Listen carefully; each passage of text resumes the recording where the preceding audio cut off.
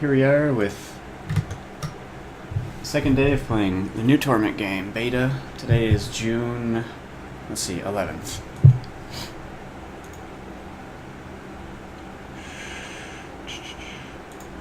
This one's 14 seconds newer.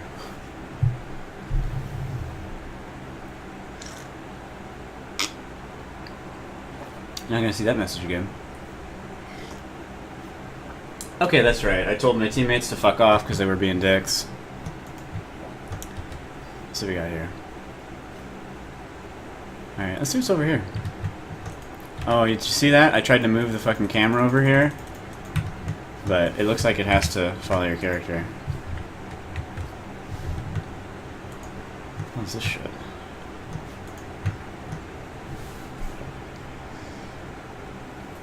A tangled cluster of metallic tendrils grows from the depths of the nearby water. Strangely, they resemble clawed alien hands, most of which have 7 or 8 fingers. Break off one of that. Alright, let's examine it first, before I just go fucking breaking shit. The hands sway softly, but their movements are difficult to follow. Watching them for too long makes you feel nauseous. Apart from the hands themselves, you don't notice anything of interest in the cluster. Alright, let's break them. 40, 50... fuck it. Nice. 8-fingered mace. Success! You grip the hand nearest to you and snap it from its roots. Stepping back, you give it a couple of experimental swings. Good balance, it might make a decent weapon. Alrighty.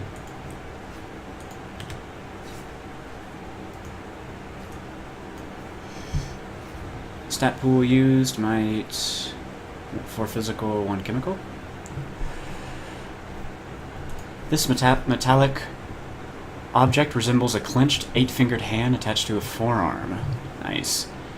You snapped it off a metallic tendril that you encountered in the reef of the fallen worlds. What's this one do? Just 6. Speed 6, 2 meters. Might 5, 2 meters. Bonus damage per level of effort. Huh.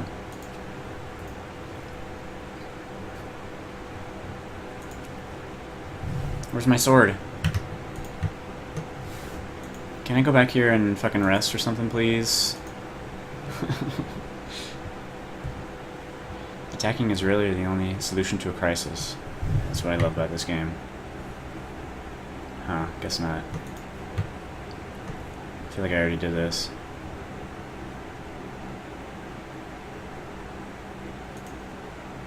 Yeah, I already did this.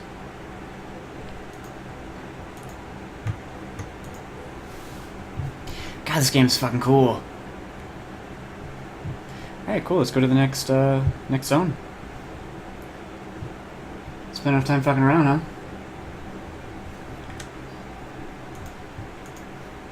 Oh yeah, can't do that in this game.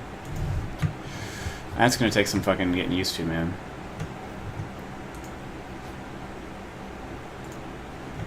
Did I interact with this? Oh, you can go up here. I didn't know this was a path. A bubbling mass of sludge floats on the surface of the water. Every once in a while, an oily module maybe, separates from it and hurtles into the sky. You catch momentary glimpses of a monk-coated object in the putrid mass. Examine the sludge. Carefully, you lean closer to the heaving mass.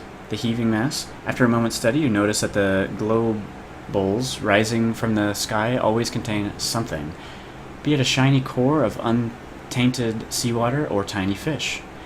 Alright, my lower machinery says the currents within the sludge move in a repeating pattern that suggests mechanical function rather than organic life. Attempt to retrieve the object trapped in the sludge. Man, I'm just out of fucking points and stuff here. Come on, damn it.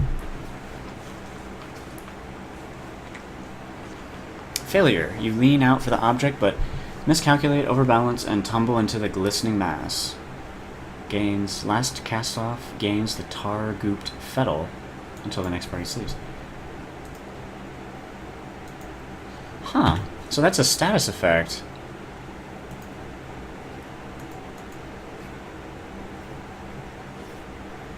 How do I see my fettles?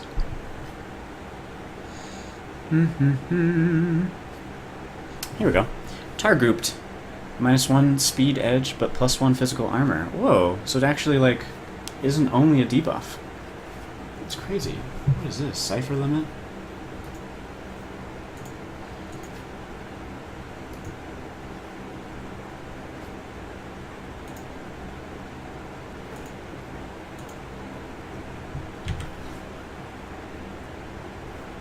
Whoa, what the fuck just happened? Did I... Boulder? Did I get that skill or something?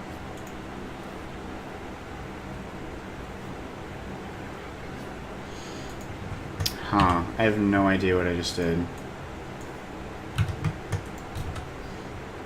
Oh yeah, I was going up this way.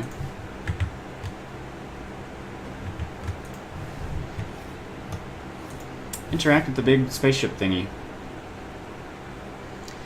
A matte black obelisk floats in midair above the water, just like Space Odyssey. It has sharp, curved sides that converge to a glowing tip that brightens or dims with the passing of the bay's faint breezes.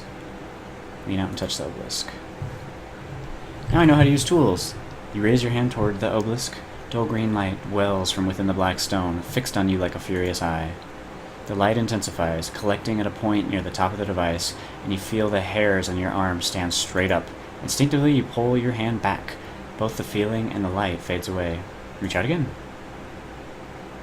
Once again, a dull, malevolent light booms from the obelisk as you extend your hand towards it. Yank your hand away from the obelisk. Oh, jeez. That's a fail. Ah! 1 out of 4, and I passed. Success! A beam of light streaks from the tip of the obelisk towards your hand, but you are faster, and it passes within a hair of your tingling fingertips. That sounded pretty dangerous. Ooh! No, let's leave it alone. That's a dangerous big green thing. Oh man, it's a hot son of a bitch today.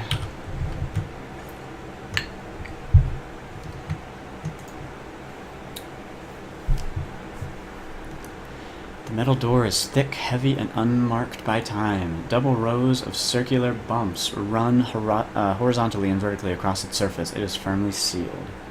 Examine more closely. The metal surface is infused with minuscule threads that are barely visible to the human eye. They only run in straight lines and right angles, and they seem to converge at the circular bumps. Upon closer inspection, you notice that each of the bumps is unique. Some have flat faces, others are actually many-sided polygons, and a few are marked by tiny apertures. Unfortunately, you don't see anything that resembles a knob, keyhole, or access device. You try touching both the flat planes of the door and the small bumps, but nothing happens. Let's knock. You knock lightly at first, then harder. The door makes no sound at all, nor does it shudder or yield. Okay. What the fuck is this thing? This device is collecting black goop from somewhere underwater and pumping it into the nearby spout. Huh, this thing? Am I stuck? What's going on here? Oh, I had to sit and wait for the interaction to stop. That was kind of neat. Is anybody else hear, like, kids laughing here?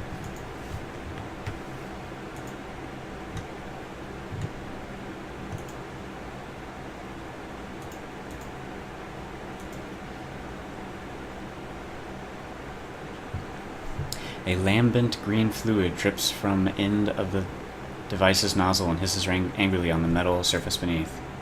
Is that it? Okay. Okay, this is zone number 4 in the whole game.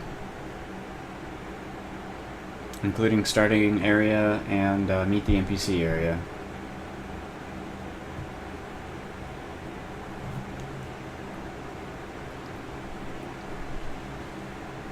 Ho ho ho.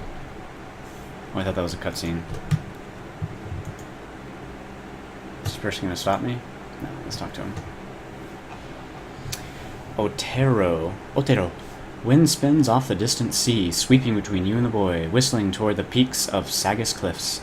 He glances at you, then at the crowds in the plaza beyond. He appears to be looking for someone. Saw you wandering down the reef, he says. Did you get to that star before others did? He looks back at your face and grins. Guess not. That interface, that's found good pick. I was the falling star, bitches. Heh, sure you were, he says, smirking. Sell that skist to someone else. But despite his hard words, his eyes settle on yours, studying, deciding. His mouth settles into an irritated line. Look, he says, running a hand over his stubbish scalp. You hide it well, but I can tell you're new here. I ain't trying to offend you, but I don't like leaving folk new to Sagus on their own. If you have questions about the city, or Circus Manor in particular, I'll answer them free of charge. What a nice dude. Just this time, he adds hastily. Maybe until the end of the day. I don't usually give away advice for nothing, understand? What makes me so special, kid? You? Nothing, he says. Like I said, I hate seeing people lost, and I figured you might be. I'm looking for the cult of the changing god. Does that just not give away who I am? Well, you're not going to be able to miss them, he says, smirking. They're camped around that weird clock on the outer side of the square. He settles his hands on his hips. What do you want with those crackers anyway? They owe you something? Yes, I'm the changing god. Didn't I just tell you? Oh, right, Otero says, winking. Good luck with the pitch. They meet a few changing gods a year, so don't expect to open arms. Where's the Order of Truth? In Government Square. From here, follow the path around to the left and look for the stairs going up. Okay. So we're in Circus Minor now? Yeah, the heart of the city, he says, folding his arms. The levies and politicians will tell you the Government Square is the center of Sagus Cliffs, but they're not thinking right. He spreads his hands, framing the plaza. When folk come to Sagus, they come here. They talk and trade, flirt and fight, tell stories. Everyone who comes here leaves different. His hands fall. Anyway, what do you want to know? Yeah, what's happening on the stage, man? An execution, he says, rolling his eyes. It'll be going on for a few days yet. Fuck. All these folk think they'll learn great truths from the nightmares of a dying man. He shakes his head. It's not worth my time, but it might be worth yours if you haven't seen one before. Does anyone around here know how to fix complex machinery? He says, scanning the plaza. Prada, that's the bug lady in the market, is pretty good with machines. You might ask her for advice. He rubs the back of his neck. Otherwise, you'll want to visit the foreman in the underbelly. They might be able to fix it, if they can stop fighting long enough. Who should... Okay, what are you doing here? Just got back from scrounge, he says. I'm here trading salvo for supplies before I set out again, enjoying the sights, you know? His eyes sweep the crowds again. Where would she have gone if she came here, and why, he actually is thinking. She, huh? Perception. You can't help notice that he doesn't seem to be enjoying himself. He looks downright unhappy, guilty even. Well, geez. Who are you looking for? He flinches, then glares at you. At first it seems like he's not going to answer. A girl I met a while back, he says at last, looking away. I wonder if I'm gonna get in trouble for, like, all my mind reading and shit. She was new in town like you. I'm just wondering what happened to her, if she's okay. He swallows. Anyway, you have any other questions? It didn't look like she broke camp, more like she left in a hurry. I want to talk about something else. Sure, he says. I'm not going anywhere. Anyway. Yeah, do you live here? Not really, he says. Walls are nice, but they keep you in one place. I like to move around and explore. Don't like being here much at all, really. City folks are scarier than scroungers. Oh, you don't have a home? Don't need one, he says. I carry my life with me. He pats his bags. Oh, that's really nice. Yeah, where can I sleep? The cult of the changing god might let you sleep in their camp, or you can try Tranquility's Rest in Caravanseri. Okay. What can you tell me about the city? See at the cliff's edges. A damn dangerous place to live. Folks build their houses out in the ledge, over the sea, and everyone gets upset when one of them falls. He sighs. I hear it's been getting worse lately. Watch your feet up there. The reef of the fallen worlds. Only carkers, slavers, bullies, and diggers, desperate for scrouge, go there. He coughs. And you, of course. He stares past you down the winding steps. Besides, folks thinks it's haunted by ghosts from the previous worlds, and I've seen enough down there to agree with him. He eyes you expectantly. Oh, but you don't need me telling you what it's like. You're lucky you didn't get robbed on your way back, or worth. Yeah, Quoro attacked me, I'll be honest. You killed Quoro? He says, squinting. Not saying I don't believe you, but beneath the slime, he was as hard a gallows glass as they come. Still, I ain't seen him since he went down those stairs looking for the star. He eyes up at you, eyebrows raised. Like you did. Yeah, what's the underbelly? Imagine an underground place where the city sends everyone they don't like. Cannibal, cultists, mutants, carkers, and thugs. What's a carker? Now add a stink like burning metal and cooking meat. That's the underbelly. Damn. You mentioned the government square? Bet you can guess what's up there. Alright, that's enough of this guy. See you around. Tide change, silver increase. What the hell does that mean?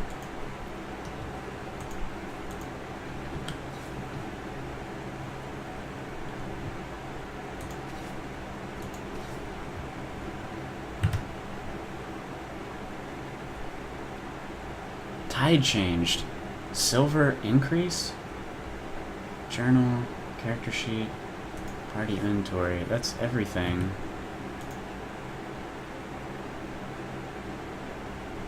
Tide.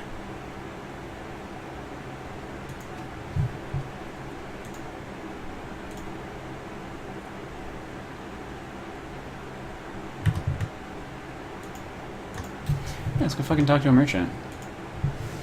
Whoa, check these dudes out. Armors of wildly different materials are arrayed neatly within the stall. I'll take some full plate mail, please.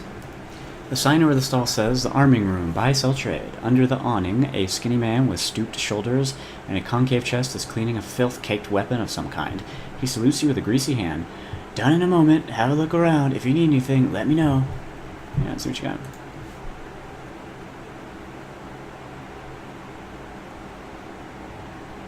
Okay, so...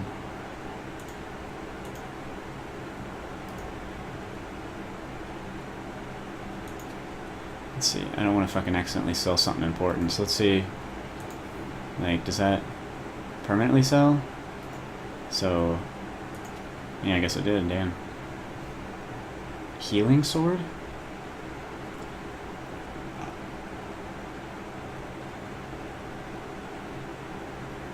Fish screen oozes out, slowly creeps down, the fluid is cool, soothing touches. Invigorating you. Huh. Oops.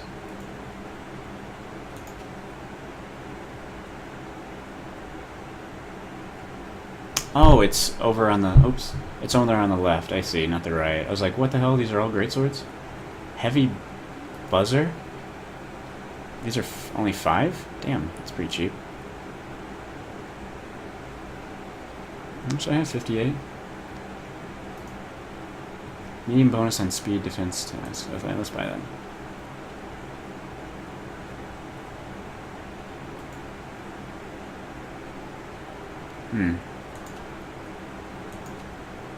Cool.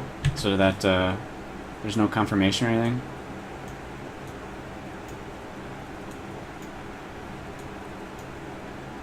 Nice! That fucking negates my, speed thing.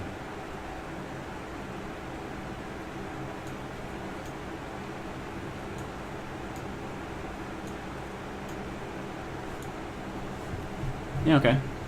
That'll work. Books and scrolls line shelves extending into the depths of the stall. It is obvious that these are true lovers of the written word. Just like my bookcase. Nearly every inch of this merchant's body is covered in tightly wound robes and furs. A hood obscures its head, and a mask conceals its face. This doesn't stop you from noticing that it is apparently furious with you. Trembling, it bats at its similarly dressed companion. Both of them turn impassive masks back to you. Neither Felinda nor Steristi could believe it, but the thief had returned. Had he come in shame, ready to return what he had taken? No. His hands were empty, his expression baffled. Felinda crossed his swaddled arms. Perhaps the thief had simply forgotten to return what he had borrowed, but this made him no less a thief. You must have met the previous inhabitants. Are you narrating me? The thief said, trying to distract Felinda from the matter at hand, but the merchant would not be distracted. And I also read, besides, the merchant had been asked this question many times. 10 years ago, this thief had borrowed a book. Felinda wondered if the scoundrel was possibly unfamiliar with the definition of the word. It did not mean taking a thing and keeping it, after all. Steristi pointedly returns to work, ignoring you both. Felinda sighs, massaging its temples, with gloved hands. But in the end, Felinda took a deep, deep breath and asked the thief to simply return the sealed and long overdue book with the 5-colored sigil on its cover. Alright, I'll find the book. The thief declared, and Felinda was satisfied, temporarily. Ah, and with that, the merchant returns to his fingers. Why do you narrate everything I say? The thief said, but Felinda knew from long experience that there was no explaining it.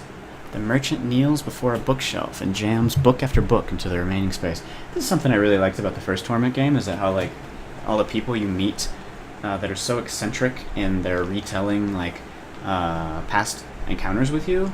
It's so interesting.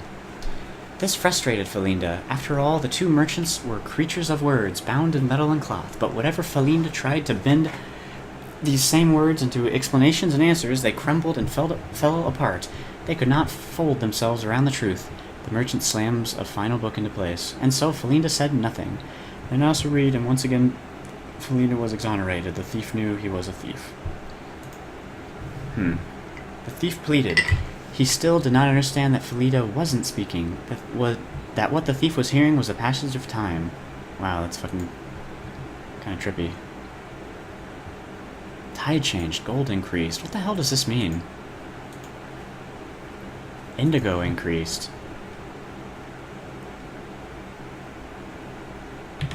Is there like a help anywhere?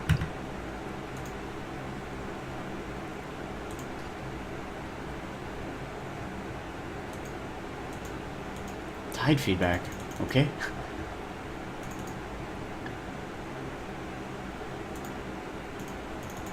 Why can't I change any goddamn, oh well.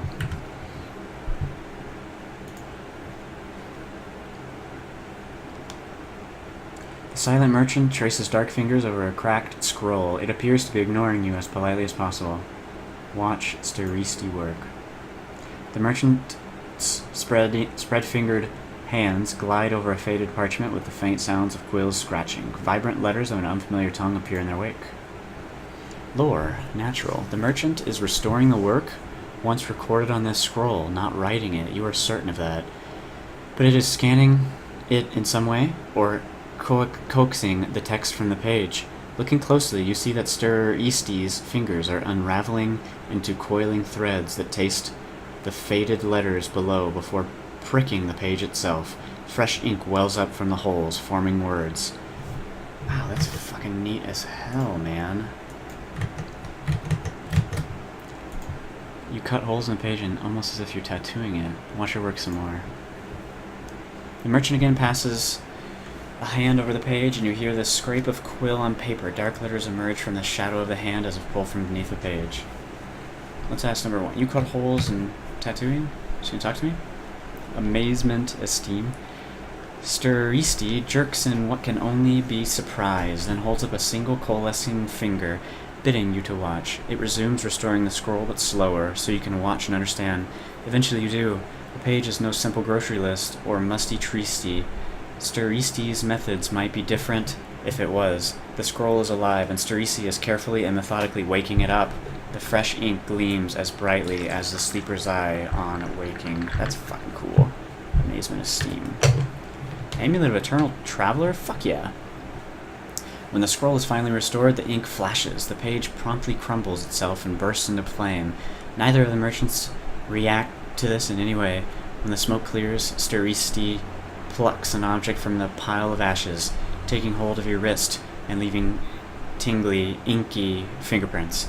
The merchant drops it into your palm and closes your hand over it. Then Steristi takes another faded page from the pile and starts fresh. Fuck yeah. I got an item. I got an item. I got 400? Flex skill. Until next sleep increases the jack's skill level in a chosen skill by 1. Wow. Once per day increases training of exploration lower conversation. That's fucking amazing.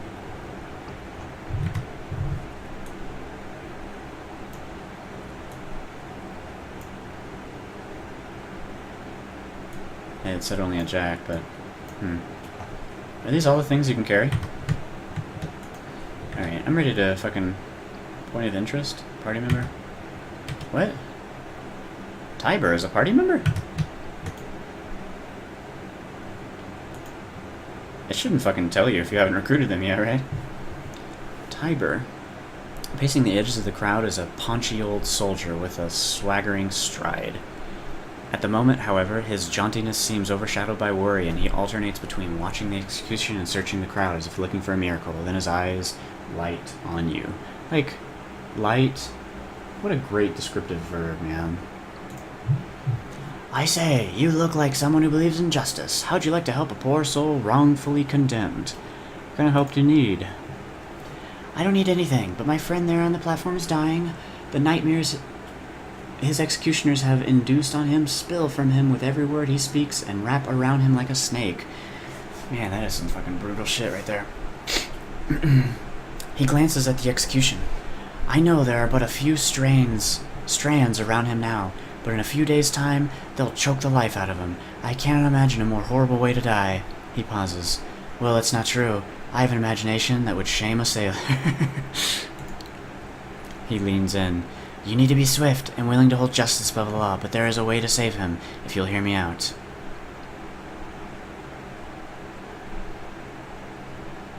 Who are you? Captain Lanchan Tiber, retired, he says with a little bow. Extremely retired. Once a soldier of fortune, now it's plaything. He takes another look at Riss. But my story can wait. Saving Riss's life comes first.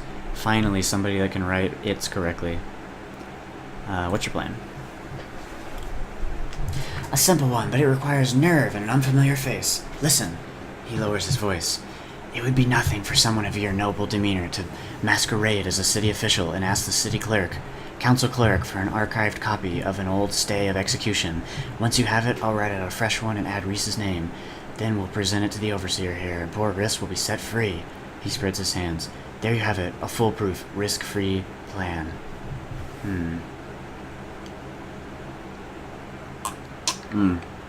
Let's motivate the crowd to talk up and... Well, you're welcome to try it, Fran, but leave me out of it. Segas Cliff's crowds are notoriously bloodthirsty, and the execution officials are not known for their sense of honor. You might regret it later, and you'd be alone when you did. Okay. This sounds like an extremely risky plan. What are you talking about? Nonsense, he says, waving a hand. It couldn't be simpler. Just be calm, confident, and wear a winning smile. He gives you a winning smile. God, that is such good writing. Why do you need a familiar face? Because the council clerk knows me now. I've been pleading Reese's case to him every day this week, but to no avail. He rolls his eyes. The task requires a face he doesn't know, and hopefully he doesn't know yours. Because then they'd know how to look for a forgery. Where do I find the council clerk? He'd be in the government square, of course. There's a podium outside the council tower. I can't think of a time he wasn't there. Alright. Let's at least take the quest, huh? Excellent! Then you'll need a proper story and a badge of office. Fortunately, I have the first, and you can buy the second from Sanguiline, the clothing merchant in Government Square. He folds his arms. Once you have a badge of office, you will tell the council clerk you are from the Judicial Oversight Committee, looking into corruption in the commutation of capital sentences. The stay you're asking for is that of a notorious gangster named Cole Cardin, who was mysteriously set free a few years ago. He rubs his hand. Oh, when you get Cole's stay of execution, I'll make a copy with Reese's name on it, and you can give it to the overseer who will free him. You see, simple. He rubs his hands together. Now, if you'll let me join you, I'd be happy to show you around the city and help you with all this, and whatever else you have going on. What do you say? Yeah, sure. It'll be my pleasure, but let's hurry. There's not a moment to lose. Riss hasn't much time left. Alright. Gained a party. But he wants me to do some fucking pretty nasty shit. Chaotic shit, I'd say, not nasty. Let's see, Vard. Minor bonus on quick finger. Nah, big deal. Physical armor 2. Oh, that's nice. Not bad. Alright, you've got 20, 4, 5, 5. Like, where do we see your fucking class? Oh, learn nano. KG Jack who knows how to take care of himself. Okay. Flex skill. Increases Jack skill level by 1. Once per day, increases training. Okay. Sucker punch. Nice. Feint. Confer a faint fettle on an enemy, then deal bonus damage on a follow-up attack. Nice. No armor. +1 level in might skill. Speed, defense, intellect, defense. Ability to roll attacks when not wearing armor, but you're wearing armor. Huh. Elocutioner. Minor bonus in deception. Grants bonus to social skills. KG. Quick fingers, deception, might defense. Okay. So this guy's kind of like thiefy. Yeah, very thievy. So he's got persuasion, deception. What do I have? I have persuasion. Yeah, man, this guy's very, inability is cipher use. Cool. He's got armor 2, got 1. Bonus on speed and intellect. Okay. Nice. Nice little, bonus character there. Whoa. Nick Thimeron. This is like the fucking Burning Man, the Burning Mage, man, in the fucking tavern. First Planescape.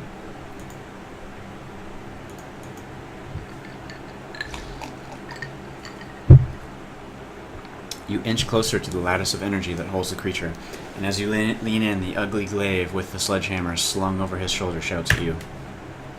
Oi! No gawking for free! Pay El Ginto or get gone! He glowers at you, hand reaching for the haft of his hammer until you step away from the cage. Damn, this guy's fucking hardcore. Let's fucking talk to him. Oh, Tiber. Canadu. I always find it interesting when you see people's names before you ever talk to them, or have any idea who they are. This large, bald, broad-shouldered man turns to face you. You freeze. It's not his dark cloak or his sledgehammer. It's that beneath his mustache and goatee. He is so ugly that he'd scare his own mother in a dark alley. He gives you an abrupt nod, and you get the distinct impression that here stands a man who enjoys the boredom of standing guard in the company of his own thoughts.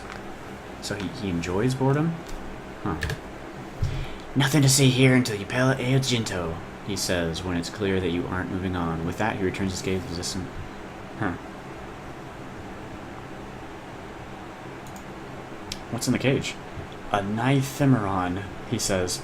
El Ginto will tell you about it, if that's what you want. Sure. Can I say yes? How did you capture a Nithimeron? Long story, Canadu draws. Then falls into silence. Apparently that wasn't an introduction, but an excuse. He sees you staring and asks, and adds, Ask El...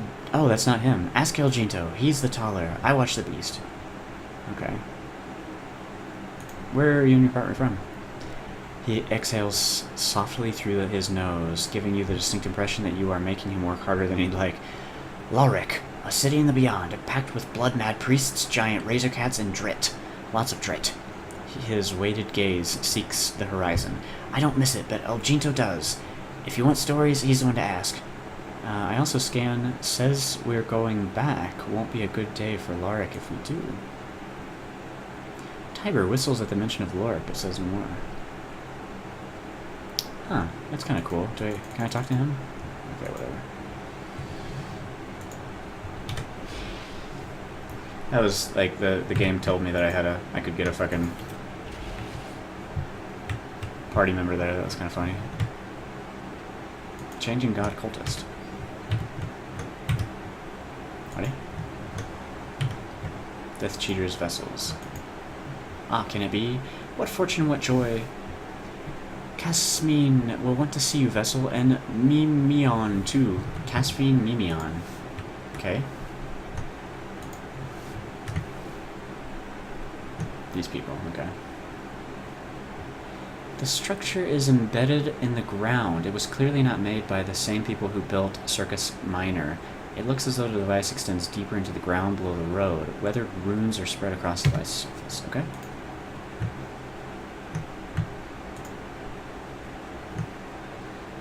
Alright, let's talk to these bitches. Casmine. As you approach the duo, you see that they are arguing heatedly but quietly. The petite woman turns towards you. Turns toward you. I need to stop. That's a bad kind of habit I've gotten into. Her hair is unusual, a light, almost yellow color, and her bright eyes dominate her pretty face. "Excuse me, sir, my friend and I were having a discussion, and—" Her eyes fall upon your tattoo, and her breath catches audibly in her throat. Her partner is an unnaturally tall man, gaunt, and sour-faced. His voice sonorous. Sonorous. I did that word in my vocabulary recently, too. I still can't pronounce it. Sonorous. With fingers that twitch and weave through strange contortions. Occasional light sparks in the air as he does. This is definitely not, like, high school level reading here. He turns to you and opens his mouth to speak, registers your tattoo and closes it again. His throat bobs for a moment and he says, "It is an honor." Oh, thanks for stopping by, Kalfu. And good night, buddy. New Planescape. It's fucking awesome. He collects himself. "If I might impose on your time for a moment, will you tell me about your tattoo? How did you shape it? Do you know why it differs from the others?" I scan thoughts. I'm having trouble placing him. Could it be I need more time to question him? I don't know. Others? You mean other cast-offs? "Yes, the revered one, your siblings." He bows deeply, and his fingers spark with a repressed joy. "You are a child of the changing god. His mind saw the world through your eyes. He gained knowledge in your body, and he has done countless times over the centuries. The tattoo on your head marks you. We theorize it has a role to play in this creation of you, his cast-off shells." "You are welcome here, revered one. We stand ready to serve as we can. Have you any questions for us?" Yeah, what's up with the tattoo? He bows. "You are a cast-off of the changing god, our inspiration, the man who has cheated death for centuries so that he might accumulate wisdom. He bears bodies like clothes and abandons them when he has exhausted his studies in them. Yet when he leaves, a spark of consciousness remains. Your consciousness, revered one." When he leaves, the consciousness remains. Okay, so he just left my body? Yeah, what about my god here? "You mean the most accomplished inventor of our time? The hero of Sagas Cliffs? The man who dodged death itself? The Time Weaver? The man who destroyed the Tabat? Oh, we have so much to say." She catches herself. "Perhaps we should wait for another time." Okay. Do you know about the device called a resonance chamber? "Rumor and conjecture, nothing more. Idle speculation from those who wish to pretend to knowledge of your sire's motivation, passed along as fact." He leans out to you. "Have you seen it? Do you know where it is? What it does?"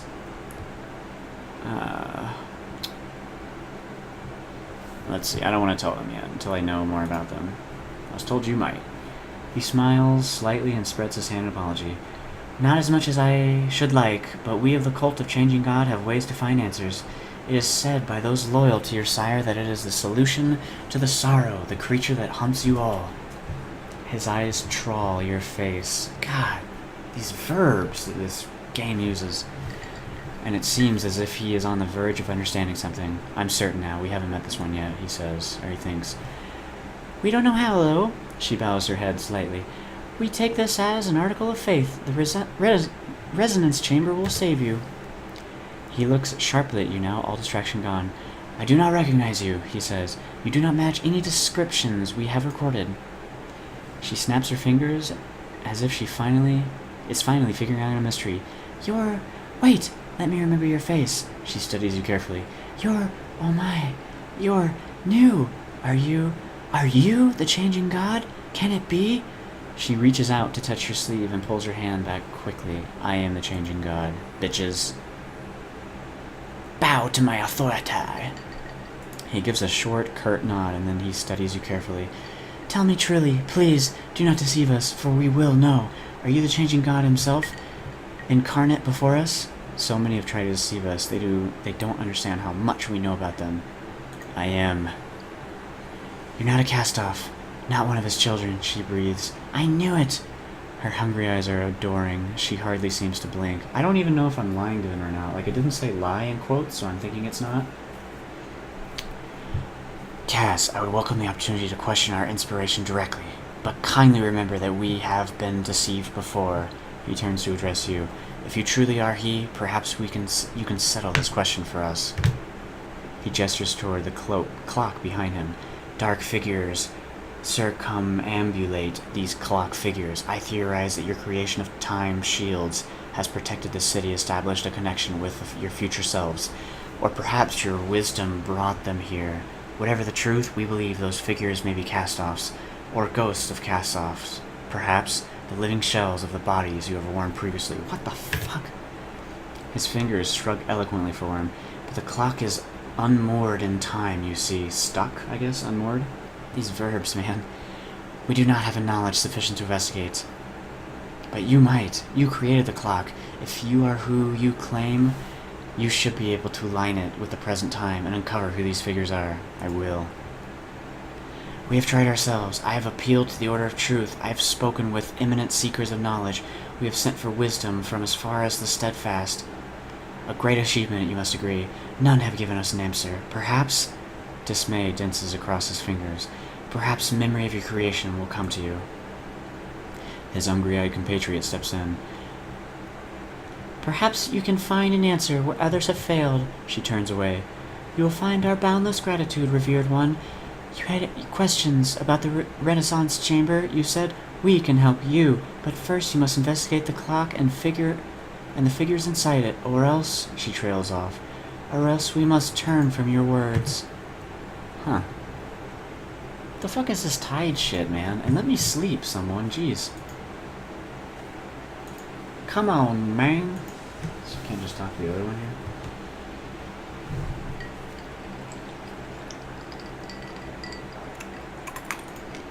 here? Fuck off and fix the clock. Underbelly.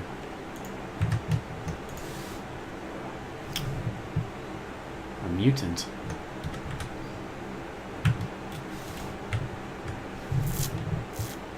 Autochthone. Autochthone? Let's see what else is here.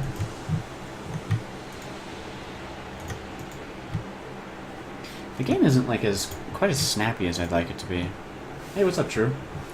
Subtle energy plays along the cables, though whether to prepare the fish or consumption or deter their theft, you couldn't say.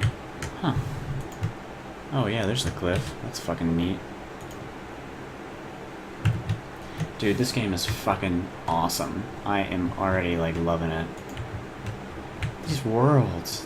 I have no idea, like, what I'm gonna run into next. It's so fucking amazingly creative. Phyllis. An intellectual, man. Let's talk to Phyllis.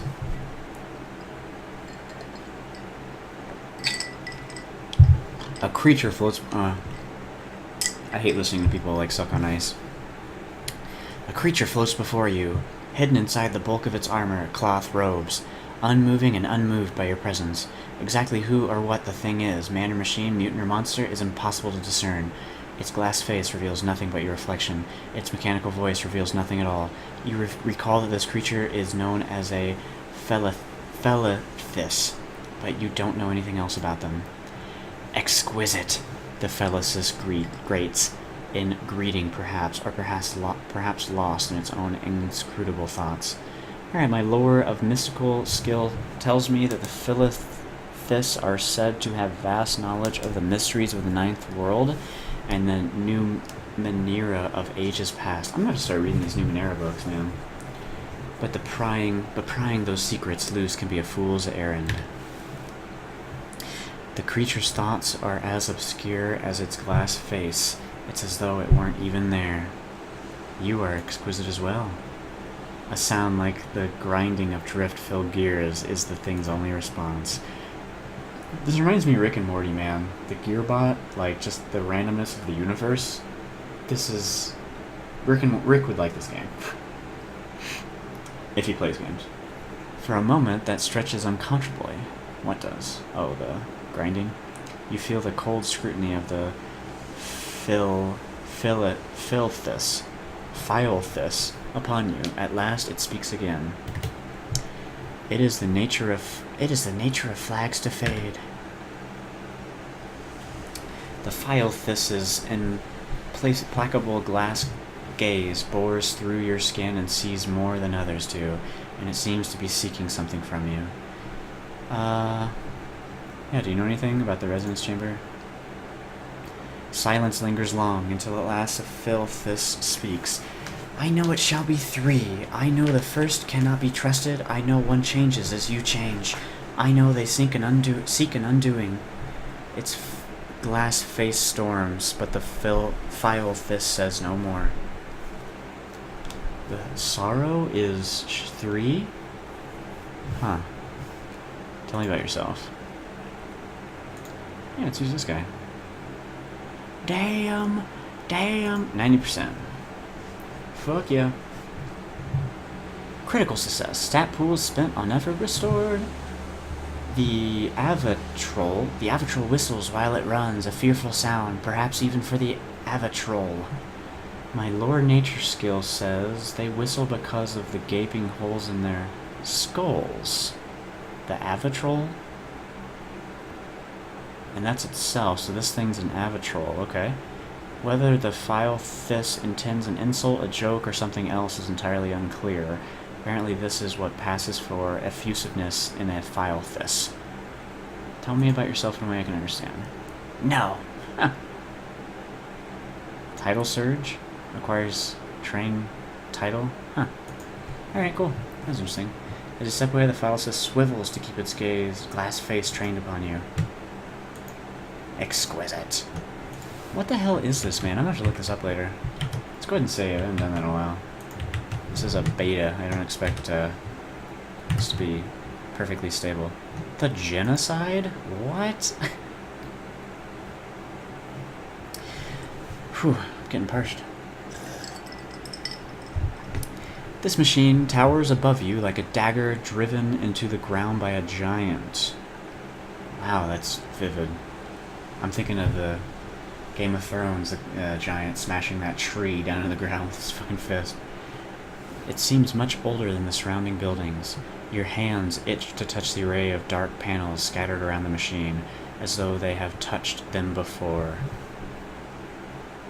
Examine the device. Your hands slip over the cobbled-together components and greasy cables, the buttons worn by frequent use. It is a strange accomplishment, this machine, clumsy but deft, amateurish but masterful.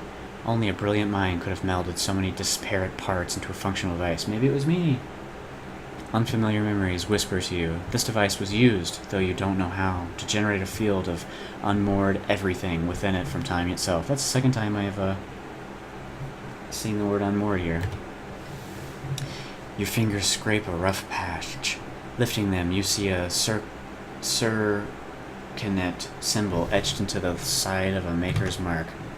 Circunet.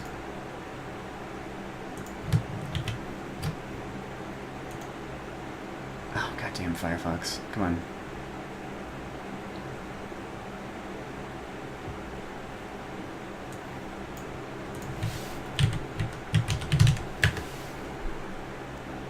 Did I spell that right? C-I-R-C-I-N-A-T-E.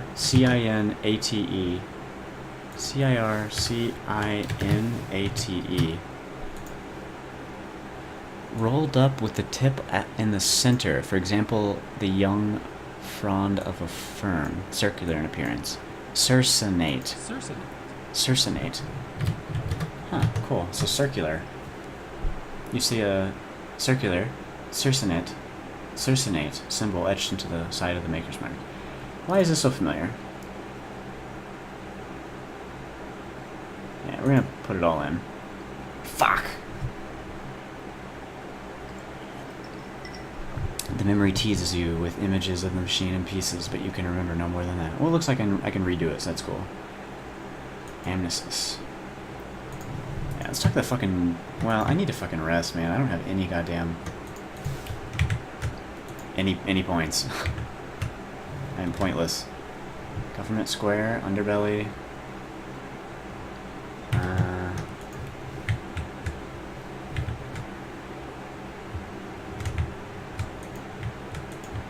Yeah, where did this guy say I could sleep?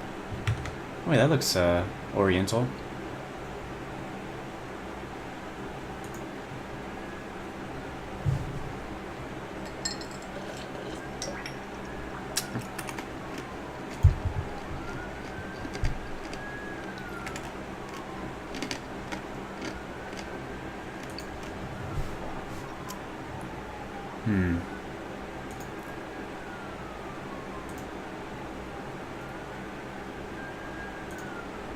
Caravanseri, I don't think I... That's the port of Sagas, he says. Any ship that can fly lands there, makes their trades, and takes off for foreign lands. He turns a scornful eye towards the distant flags on a high crag. Plenty to see right here in Sagas. Don't know why people insist on leaving. Huh.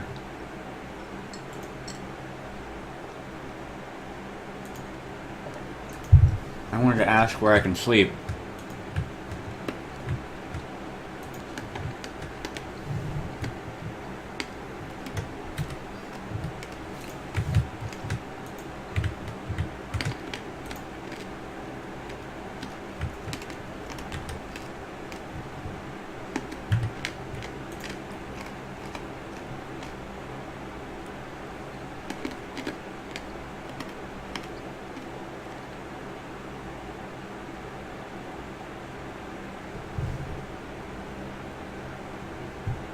Damn, it's hot.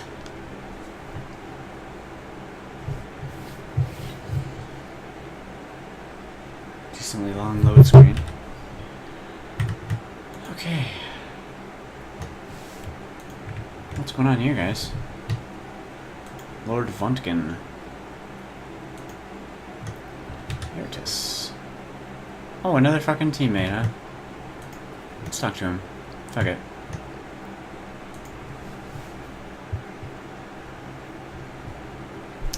The first thing you notice about this wiry, I think is, I'm not sure how to pronounce that, young man is the golden haze, the glow surrounding him. It sparkles in his eyes and gives his easy grin a warmth that you can feel right down to your gut. He spots you and straightens. I know what you're thinking. How in the world did you survive that crash, Eritus? The answer is, as it is, always is. Backflips. But hold on. How do I know... How did you know my name? Never mind, not important. Of course you know my name. I'm Eritus. He plants his hands on his skinny hips and beams. And I scan thoughts. This adventure is going nowhere. We are standing still. It is beginning. When? What's that golden glow around you? Where? Says Eritus, turning around. Seriously, what's that glow around you? What glow? Is this just a repeat? Okay. How did you end up crashing the airship? I'm glad you asked. This is somewhat of an understatement. He looks ecstatic. I was climbing up the cliffs to Caravanseri to see how impossible it was when I saw a star falling toward the reef. He raises an earnest finger. I knew right then that finding that star was my destiny. He runs his hands through his curls. But what was I going to do? Climb down? Boring. Already did it the other way. Walk? Walk? Worse. Far worse. No fun at all. My thoughts say, tell them about the backflips. No one cares about the backflips. Tell them. He grins. This guy's fucking awesome. Then I saw the airship docked over my head. I raced on up, borrowed the ship, and pointed it right at the reef. His face falls. I don't know what happened next. Despite my efforts piloting, the airship steered itself directly at the cliffs. I had no choice. I landed as fast and hard and safely as possible. Shaking his head, he sighs. I never did find that star. At this point, someone else found it, and it's their destiny now. Alright, you're in luck. That falling star was me. No! Eritus shouts, overjoyed. Yes, really? It was really you? He grabs you by both shoulders. This is fate! You were meant to travel with me. You have to. You don't say no? They will lead us to glory. They will lead us to pain. Join them. Join them. Why should I let you join me? You're fucking nuts. He gives you a puzzled look, as if you just wondered aloud why air is important. God, the characters in this game are so well written. They're just, this guy has already come to life. I've been talking to him for, what, 2 fucking minutes? I'm an adventurer, he repeats, brow furrowed. I thought I told you. Adventure happens when I'm around, and you'll get to be a part of it. He raises a finger. But you'll have to keep up. Wherever we go... He stares at the invisible horizon. We go swiftly, strongly, and most of all, handsomely. He leans in conspiratorially. Until you get handsome, I'll cover for the both of us. Yeah, I love this guy. Of course you do, and I'm ready. I'm always ready. Oh, God. Let's see. He's 772. Okay, so he's a speedy fighter, tier 1. They don't get your experience, I think. He's got a great sword. +1 training level and intimidate. Okay. Cannot be unequipped. That sucks. Cannot be unequipped. Only usable 2 armor. Okay, well that's a little better. 35 HP. Damn, this guy needs to be the fucking tank. Can you move people around? I guess not. Let's see. Medium penalty to intellect. That's fine. Overly impulsive glaive who is as heroic as he believes himself to be. Okay, that's neat. Opportunist. Make a basic attack whenever an enemy becomes distracted. Oh, nice. So it's like a reaction skill, kind of. Oh, that's active. Oh, I didn't notice that. Active, passive. Nice, nice. This is... Okay, that's what you can use. Nice. Onslaught. Okay, cool, cool. I just learned something about the game. Oh, and this is highlighted if they have a status. Okay. Heavy baited. That's a different, Wait, what does heavy baited mean? Where did I see that? Heavy...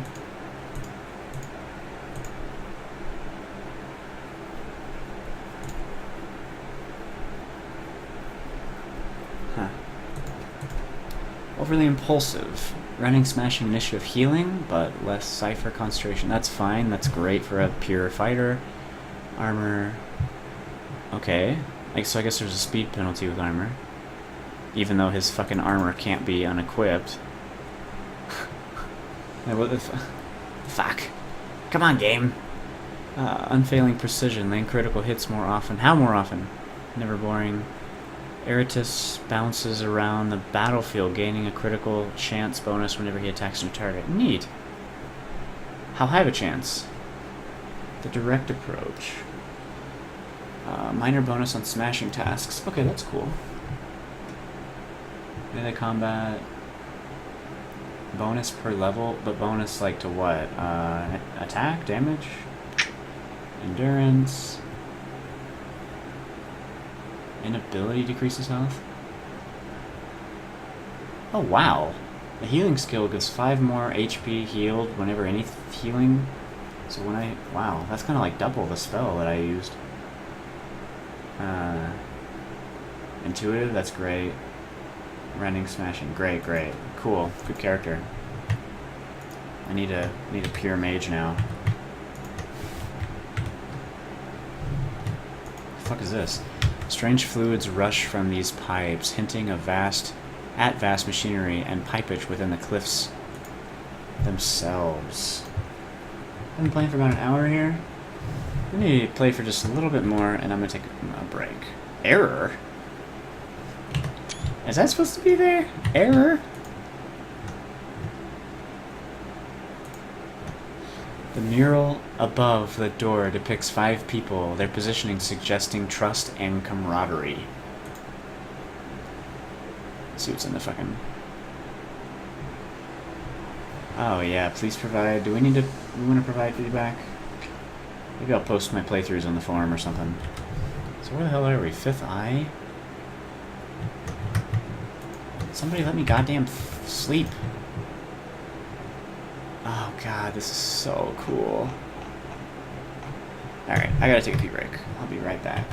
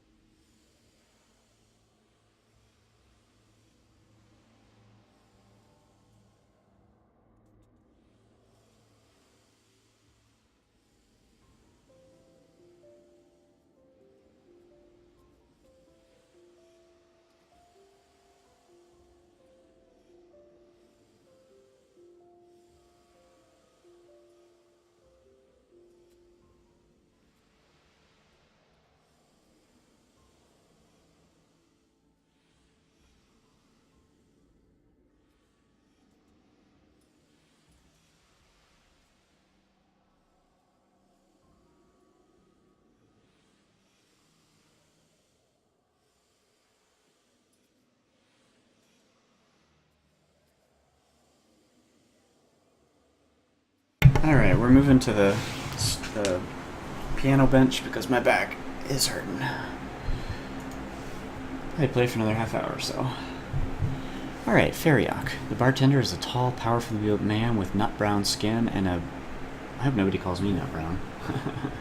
With nut brown skin and a bushy beard.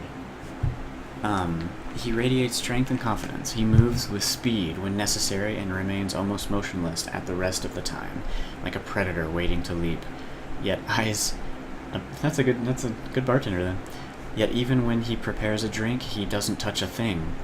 His brow furrows slightly, and the bottles and glasses lift by themselves. When he sees you, he smiles broadly. Welcome to the Fifth Eye, friend. I'm Feriak. You know, this, reading and voicing is going to help me if I do get more and more into DMing Dungeons & Dragons. Feriak's mind is a careful blank. You can't read anything from him. Huh. What about this place? The Fifth Eye is a bar for physics. At least it is now. In the prior worlds, near as we can tell, it was an old pumping station. All these pipes lead down to some reservoirs deep beneath the city, and they pump whatever is in the reservoirs up there. He laughs. Anyway, some damn fool started drinking from the pipes, and some other fool started too. Some of them died, but some got drunk as hell. After a few whiles, vague enough for you, they got pretty good at figuring out which were safe and which weren't, and that's when they figured they'd start making money off the place. Reason physics flock here is because the building dampens out the psychic noise of the city. He grins. The drinks help too. That's fucking awesome. Leto says, Feriak means to say that he is only involved in the delivery of these drinks rather than their creation. Given his skill, this is only right and proper. He throws a hand across his forehead. I've been maligned by this desert-dwelling interloper. Huh. Give me a drink. You're in for a treat, friend, a real treat. Assuming you call the possibility of a toxic reaction a treat, of course. He points to the various pipes on the wall. Isn't poisoning yourself the whole point of drinking? Really? People don't really realize it. Oh, I think they realize, they just don't appreciate it. I'm poisoning my body, and I'm enjoying the results, knowingly. We've positively identified some of these as safe.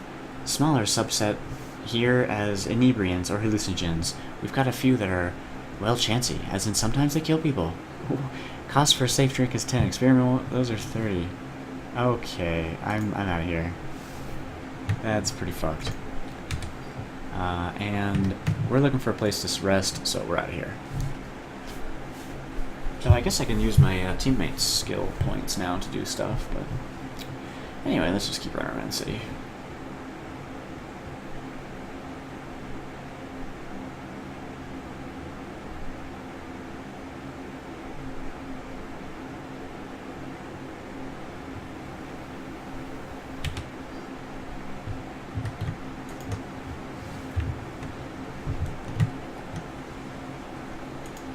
Pilfer Numenera. Oh, what's this building? Underbelly again. Alright, let's see what this hawker has to sell. Wondering why the levies aren't eliminated. Trade secret butler. Oh, I can't fucking... Okay. Probably go to the underbelly after this if there's nothing else here. Whoa.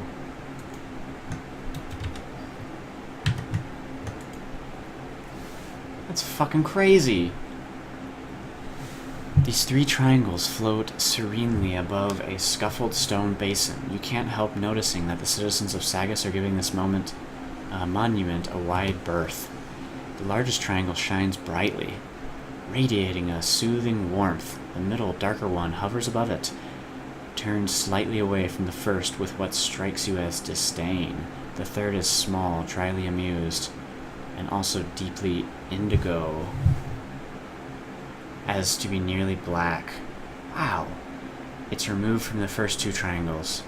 You hesitate. You are sensing emotions from these objects. Intent. Something is strange here. Crouch to look at the stone basin. The stone is cracked in places, but far newer than the ancient shapes that float above. You suspect that the citizens of Sagas added the basin to make the triangles look less out of place. Okay. Let's study the medium-sized triangle. Staring at this triangle is disorienting. The longer you stare at it, the more you feel a tight, coiling sensation in your head. Oops. Standing on your toes and stretching, you manage to brush the triangle's icy face with your finger. You blink, swaying. In the half-second before you open your eyes, you hear the thunderous crack of wood on wood and the rumble of distant voices. You snatch your hand from the triangle. Examine the smallest triangle. A tiny object spins slightly faster than the others. The more you stare at it, the more you sense a growing presence in the air, the icy regard of distant eyes. The air thickens like a weight over you, and you struggle to keep your eyes open. Between the thumping of your heartbeat, you hear thousands of purposeful, rhythmic footsteps treading endless stairs toward the peak of a vast, echoing room. Alright, let's touch the large one. You reach out, and time slows. Your hand drifts past individual motes of light, dappled dust, moving into the warm glow of the large triangle. Calm warmth bleeds up your arm when you grasp the edge of the triangle. It's somehow rigid and flexible at the same time. You blink, and a strip of light unwinds ahead of you like a path through infinite murmuring dark. Behind you is an ever-shifting zoetrope of linked, motionless U's. It is your past, you realize. Every second of it, every choice pouring out of you and trailing away into the black. You open your eyes. You are back at the stone ring, still touching the triangle. All three of them are watching you. You blink again. The strip of light, the surrounding darkness, and the valley between the slow pulsing of your heart. You hear the murmurs of countless witnesses, the raised voices of your past and future companions, the heated condemnations of enemies you haven't met yet, and above all, a trio of voices, one warm, one cold, one dryly practical. They are speaking a verdict, but you can't hear them over the din. So like my three companions, huh? Shut out the visions and leave this place. Shout for silence and hear the judges. You bellow into the dark, clenching your fists, and the crowd instantly falls silent. So do the judges. In the echoing silence that follows, you realize that you are alone. You always were. You stride on. The path unravels before your every step. Your past unspools you behind you. Stay on the path to see where it leads. The path unveils before you. You follow the road. Casually you look to the right, and the path at your feet flickers, as if anticipating your new direction. Clearly your choice is to find this road's course and not the other way around. You open your eyes. The three triangles hang in the air exactly as they did before you. Unmoving and silent. The vision is gone, and yet you can still feel the choices you've made, curving away behind you like a string of jewels. You straighten, moving into the future breath by breath. You suddenly notice a message carved into the stone ring beneath the triangles. Judge yourself. As you watch, it slowly fades away. Examine the smallest. Can I touch the smallest? I can only touch the biggest. Okay. So, I have a question. I just got 3 experience. Was it only me, or how did it split? Okay, everybody got 3. So they have to be in your party, but when you get it, they get it. Okay. So I'm getting pretty close here. 1/5 or 6th. Blue increased? What the fuck?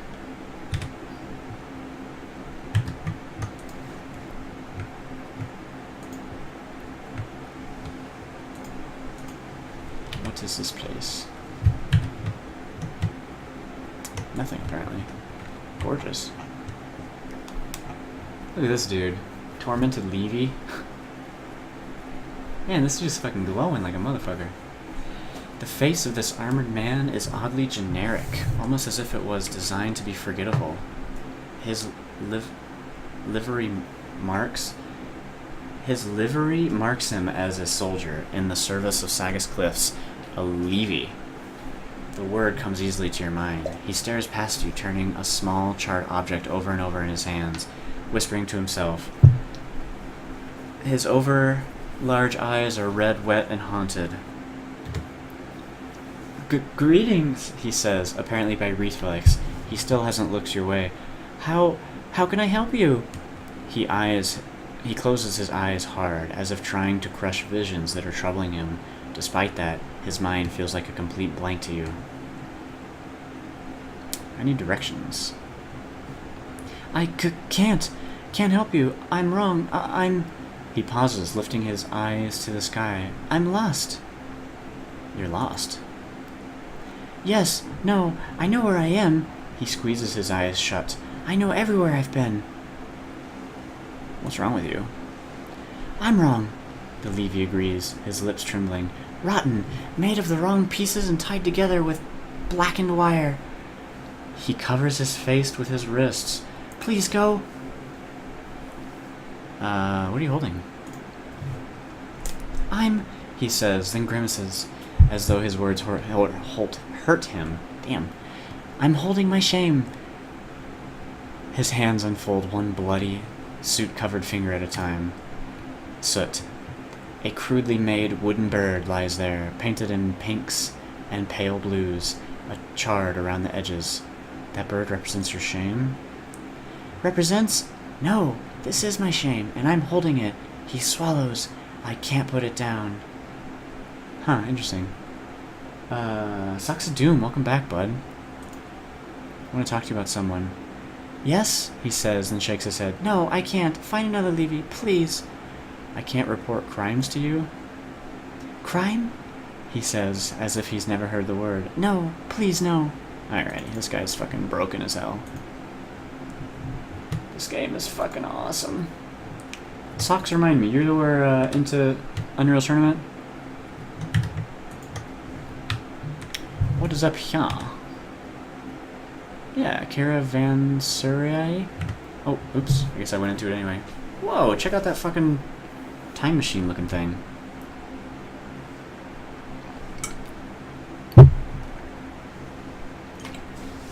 So I'm putting water on my skin a little. So I have a fan pointing at me at low. I usually have it on high, but the mic picks it up, you know, to kind of start some evaporation and lower my body temperature a bit. I am fucking hot. I have a goddamn, you know, heating / chill pad or whatever on my back that's basically lukewarm now.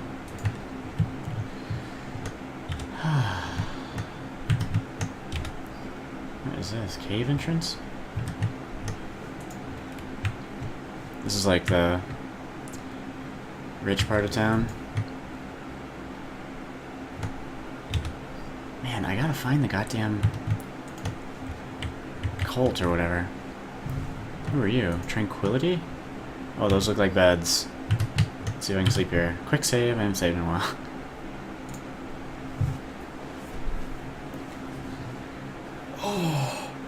A woman as tall and graceful as a willow steps forward to greet you. She bows, then looks down at you with warm, gold-flecked eyes. Welcome, she says. Tranquility's rest. I am the proprietress. Tranquility, are you looking for a place to take your ease? As she speaks, a sense of delicious calm comes over you, and you find yourself wanting to agree with her. Ooh, she's got some telepathic persuasion going. There's nothing you'd like better right now than the peace and solitude of a quiet room. Forgive me for asking, but are you human? She laughs melodiously. No need for apologies. Given my height, it is natural question. I am indeed human, a human mutant, and fortunate to live in Sagas Cliffs, sir, where that is not a crime. There are very few places in this world where someone like me would even be allowed to clean a hostel, let alone own one.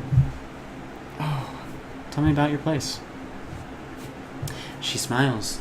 It is the most wonderful, it is the most peaceful in Sagas Cliffs, with the most beautiful views. All rooms face outward, so that the bustle of the Caravanseri is invisible and inaudible. All you see is sky and sea and the roofs of the city far below, and all you hear is the breeze. I am the sole owner, and I have been offering solitude, security, and discretion to travelers for 20 years. You will never have as sound a night's sleep as you will when you stay here. God damn, that is a fucking sale pitch. I'd like a place to sleep. How much is it? 2 shins per person. Tranquility smiles. I am so pleased, and I'm sure you will be most comfortable. The price is 2 shins per person. Alright. We'll keep going for now. Yeah, what the hell is this? This spherical pod is made of silvery metal interlaced with ribbons and energy. Huh. This probably connects to the government district, is that right? Man, I'd like to be able to zoom out more. Except I can't change any of the... Yeah, let me check this out real quick. I'm going to save my game. I'm going to exit to main menu. Yes, go ahead and save. Or exit, I mean. Oh, man. Can I change them here? What the fuck, man?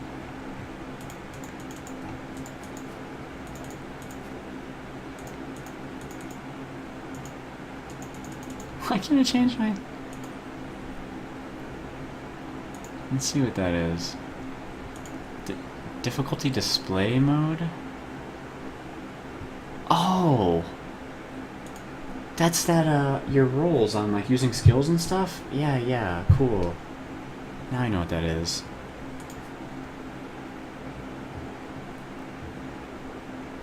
They haven't named these yet. They still, they're the fucking variables. Let's see, they're using all caps underscores. Here.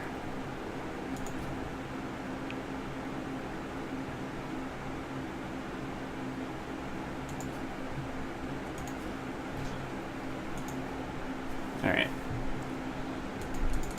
What?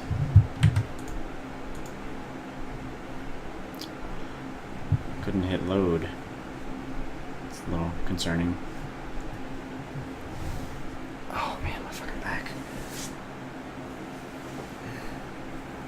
What the fuck? I'm just gonna Alt F4 here. I definitely saved, man. Sorry about this.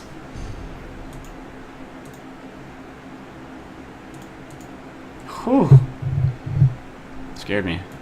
That's obviously a bug. Maybe I could submit a bug report and, you know, just link them to the stream. That'd be nice of me. Get in their sprint. Oh yeah. Get in there. So this is to the underbelly? Government. That's right. What else we got? Man, that guy is fucking glowing. Glowing proper.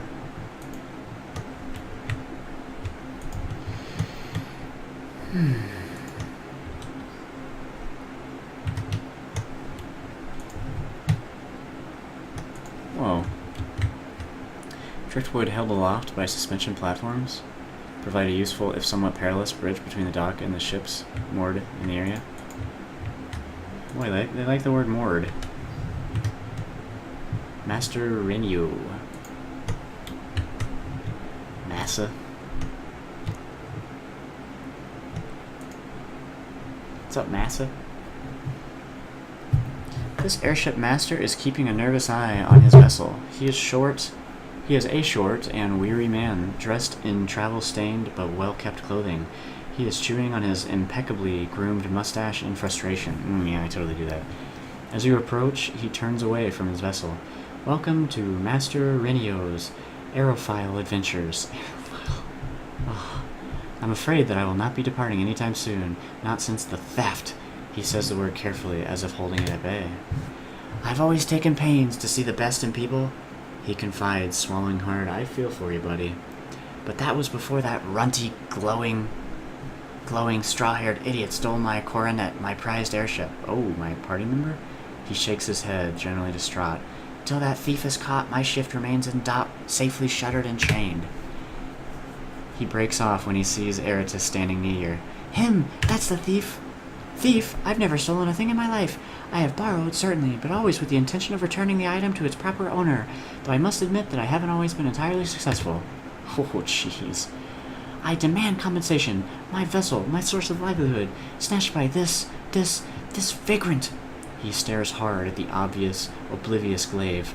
I require justice. I will take it in the form of service. Ooh.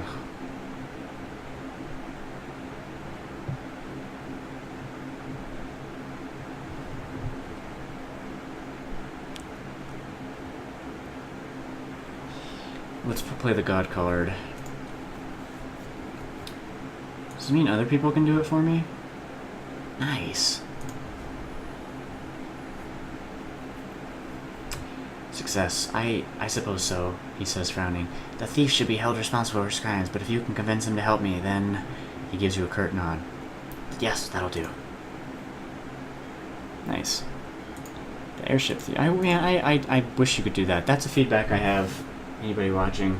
I want to be able to click the quest update and go to it immediately instead of having to now go find it. So that's 1, 2, 3, 4 clicks I had to do to find it. Of course, it would be 3 if I knew the name of the quest, but whatever.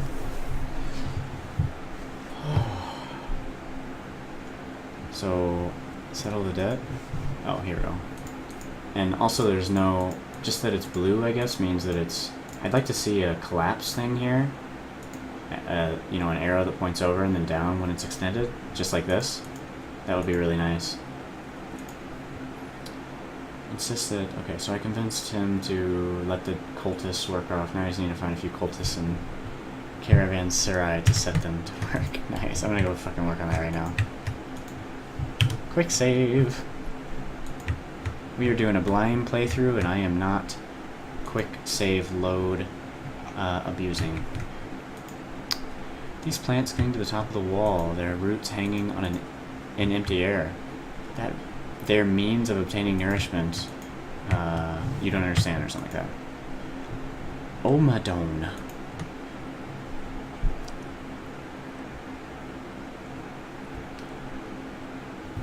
This robed man turns a golden bespectacled gaze and winning smile on you. He seems a charming enough sort, but it's clear he wants something from you and is perfectly willing to take it, politely and with absolute guile, of course. At last, he says, someone who looks like they can see further than their nose. These saguists are as observant as rocks. He clasps his hands together, pleading. Please tell me you've seen a beautiful girl with purple hair. Her name is Perseia. She is my beloved, but she suffers from a madness that causes her to fear everything. She can't stop running around from imagined dangers, and I've been chasing her for, years now, trying to catch her and cure her before she hurts herself. Imagine me a danger to her. Why I brought her back? Well, that was my thought. I didn't need to. I recently tracked her here to Sagus Cliffs, but none of these blind fools can remember seeing her, even though I believe she stayed here for a time. He grips your arm. Let me give you a description so you will know her. She is heartbreakingly beautiful and wears winged hair, combs that float around her head, constantly changing the arrangement of her purple hair. Please, if you see her or hear word of her, return and tell me. My name is Omadon, and I can be most generous. She's like Trunks' daughter.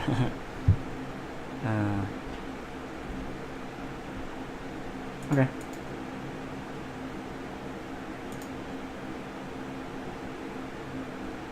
Three robed figures stand here, staring at the skies for ships or watching the entrance to the Caravanseri for new visitors. He sees you coming, and he elbows his companions. They turn and prostrate themselves. His voice trembles as he speaks. O Holy One, we had heard of your presence in the city, but we had not dared to dream that we would gaze upon you. Go paint my roof, bitch. How might we assist you? The golden-hued boy, Eratus, is my trusted and valued companion. I need to work off his debt to Master Renio so that Eratus can remain with me. Yeah, have you seen a purple-haired... I would not dare speculate on your standards of beauty, Holy One, but I believe... Yes, I think I saw a purple-haired woman disembarking from a crowded airship a while back. What? This guy just gave me the quest that's fucking right next to this guy. He gestures towards the dogs, visibly cheered that he was able to help you. Cheered? You can put him... He is cheered? I do not know where she went, but travelers from afar often say at Tranquility's Inn. Oh, she's right over here. I need your help. Go do the thing. Holy One, my compatriots and I will comply with the least of your wishes. Thank you for giving us this opportunity to serve you in however mean a fashion. He called me mean, but he is obviously like a sheep. Very amiable, malleable sheep. He gestures to his two companions and they immediately rush towards radio. If Mion believes he's a changing god, then it may be true. I must comply. Indeed. Thank you, sire!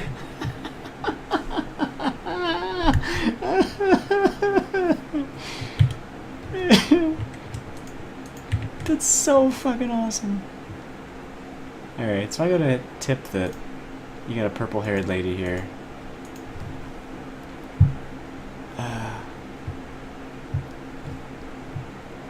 Okay, I'm looking for a woman named Persea.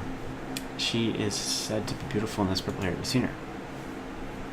She gives you a sad smile. Perhaps so many people stay here, and this woman might have been among them.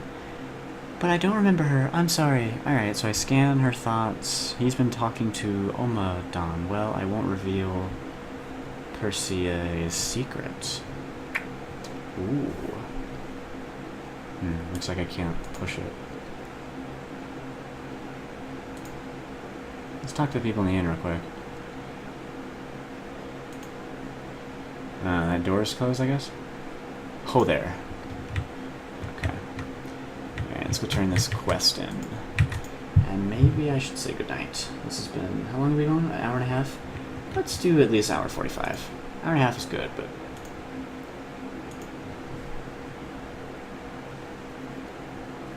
Alright, Master. He raises a friendly hand in greeting, but his attention is on the cultists you assigned to his service. Are you satisfied with their work? I would complain if I could, he says with a shrug, but in fairness, they've thrown themselves into every task I've given them with a will. You know, every task that you could have given them in, like, what, 1 minute? Thanks to your, followers, we will be resuming our flights to the Valley of the Dead Heroes shortly. Alright, that clears debt. What will you offer? Well...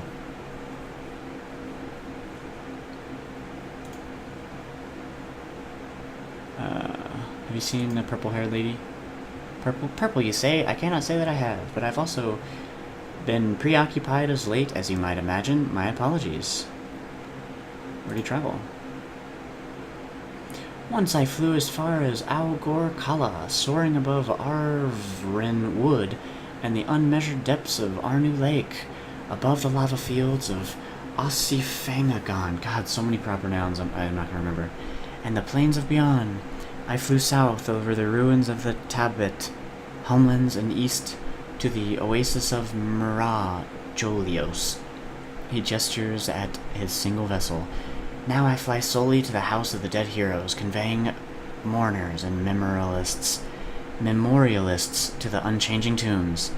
And I scan that he thinks things will turn around one day, I'm sure. In the meantime, we have honest work and food to eat. Okay.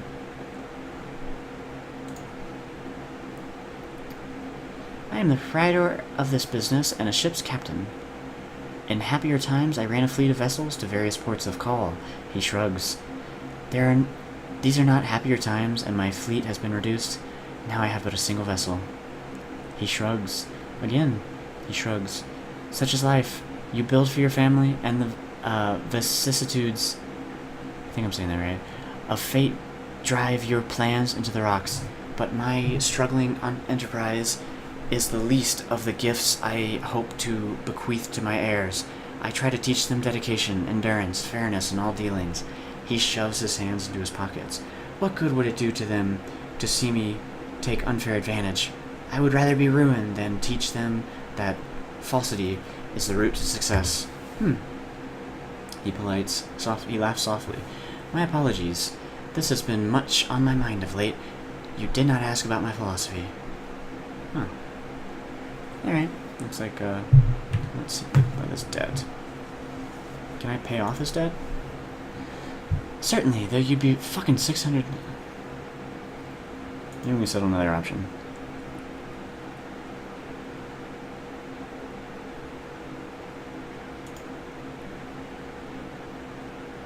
I would prefer that the guilty party make amends, but I would accept monetary compensation for the losses. He shakes his head. I doubt the young thief has money at hand, however. He pries at the bridge of his nose with ink-smudged fingers. I'd consider bringing the matter of compensation before the council clerk, but we've had a number of arguments in the recent past. I doubt he'll help me. I'll speak with him. Really? he says, eyebrows climbing. Well, good luck. The gentleman is somewhat difficult to work with. Yeah, I know where he is. Well, I don't know, I feel like, yeah, now what the fuck are these? Oh, are these like the silver? What does that do? Oh, I can fucking, like, use this? Oh, that's fucking awesome. Oh, did I level up? Fuck yeah. Okay, so select one of the following options to spend your experience points. You can select each option once per tier. Okay. Now, I don't know what edge is yet. I think that's the...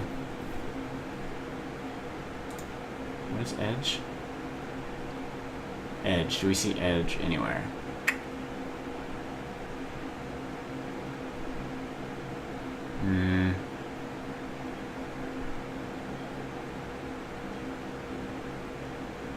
No, we don't. Oh. Speed edge. Reduces the cost of effort spent on intellect tasks. A higher edge value makes it easier to use effort consistently. Okay. So I have a negative edge in speed? Why is that?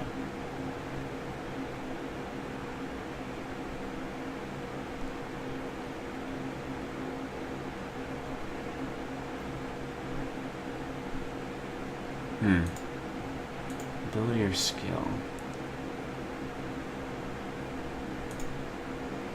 Okay, so what would like double healing do? It doesn't say.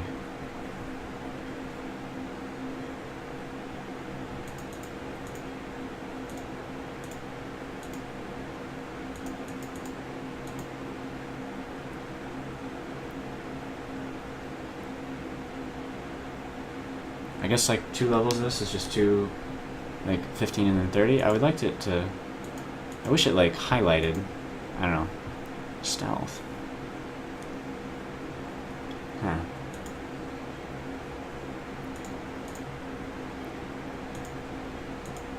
Unavailable. Can't afford activation cost. Activation cost is 4 intellect?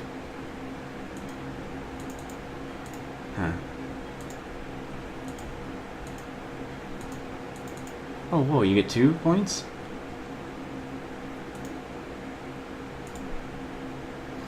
Increasing your maximum effort level will allow you to spend more effort points before tasks. 2 to 3. Huh, okay. Okay, I think I got the gist of it. I'm not sure.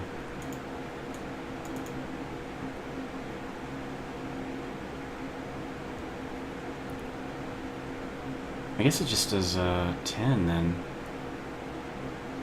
5 point bonus per level healed when any healing or item is used. Does that mean when I use it on other people or when they use it on me? Equipped bonded artifacts? Inability. One bonded artifact is locked. Every equipped bonded artifact confers a negative effect. Bonded artifacts. What the fuck? Does that mean I'm trained currently?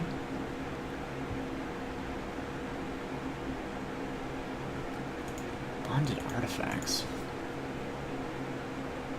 These are ciphers? Huh.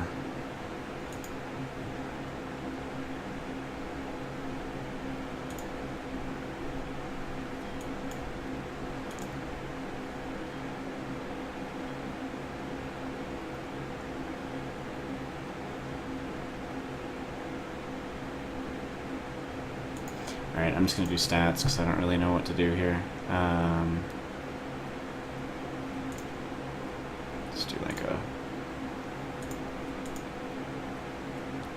speed and intellect. Okay, cool. I hope those like affect spells and combat stuff. Okay, let's keep exploring a little bit and then I need to go to bed. Yeah, I'll do 10 more minutes. Maybe. That was actually a pretty good stopping point, but let's keep exploring a little. Finish out the docks at least. merchant. Yeah, that is fucking gorgeous, man.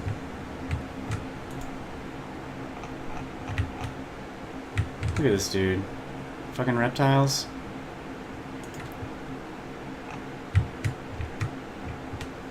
The tri-lanes are wearing on me. I must return the Mirajolios soon. What's over here? Oh, whoa.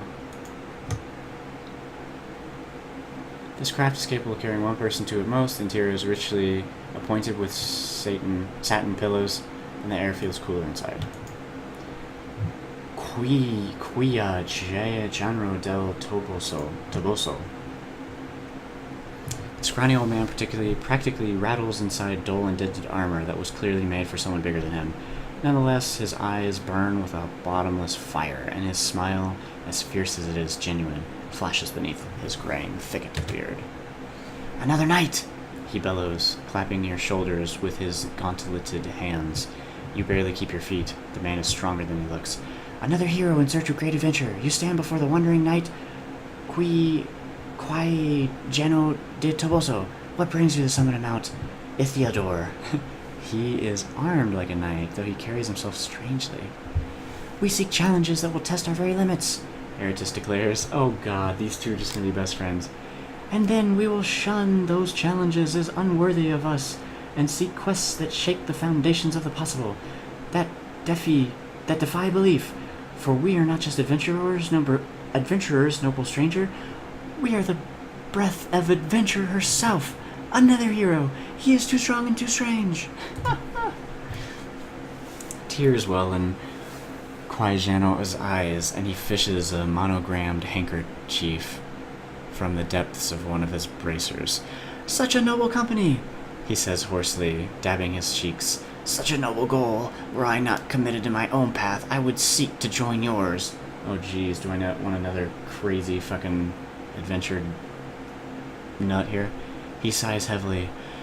"Ah, but I will not. Instead, might I seek your blessing?"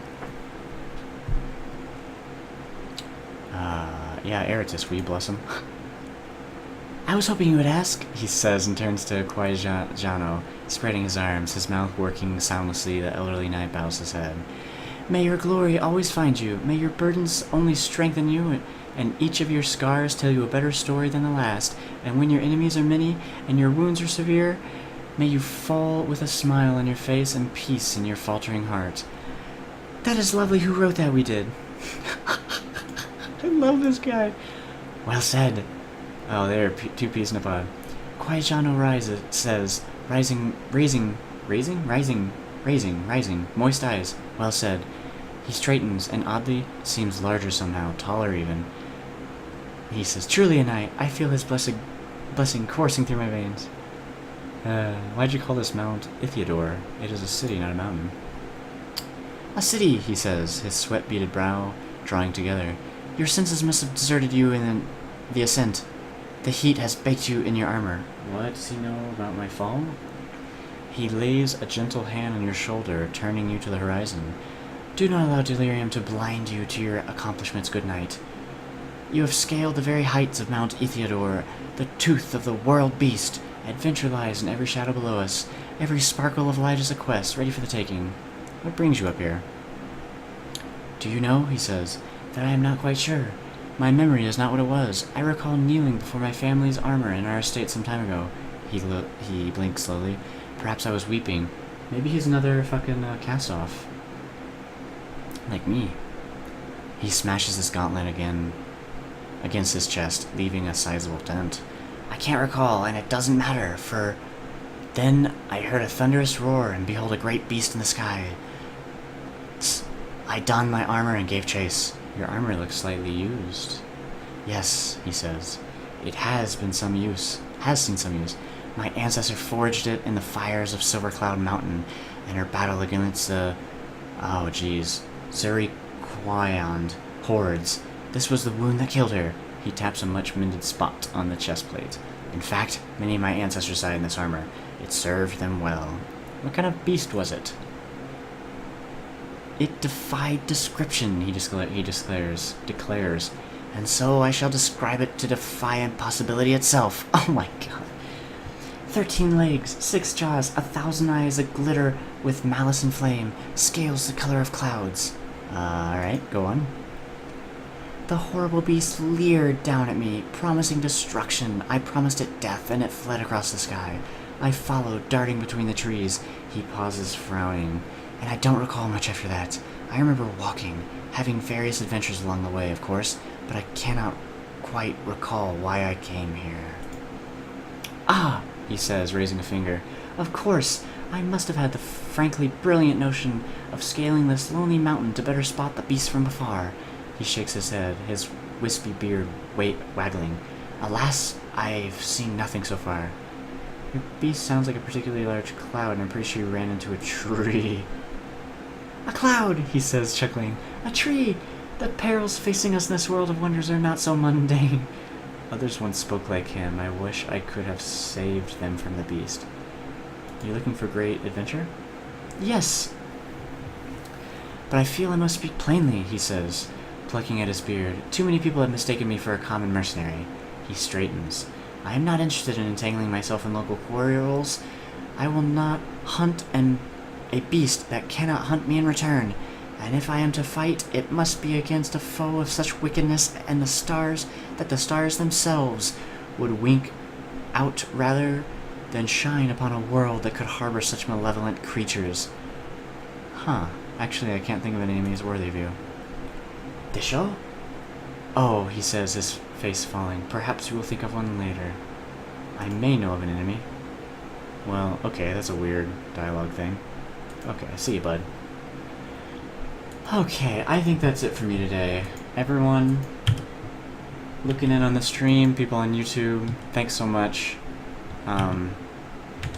for my second session of the beta. This is mid-June, early June of the new Planescape game.